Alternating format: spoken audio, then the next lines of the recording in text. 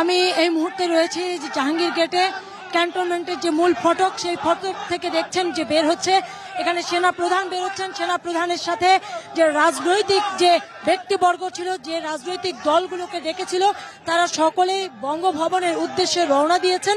দেখতে পাচ্ছেন যে একে একে গাড়ির বহর চলে যাচ্ছে। প্রথমে এখানে আসিফ নজরুল ছিলেন, এখানে ছিলেন জুনায়েদ সাকি। আপনারা দেখতে পাচ্ছেন যে সেনাবাহিনী প্রধান তাদেরকে সকলকে নিয়ে, সকল রাজনৈতিক দলকে নিয়ে তারা বঙ্গভবনের দিকে রওনা হয়েছেন। আপনারা দেখতে পাচ্ছেন গাড়ির বহর একে একে একটি একটি করে গাড়ি বের হচ্ছে ক্যান্টনমেন্টের ভেতর থেকে। আপনারা জানেন যে কিছুক্ষণ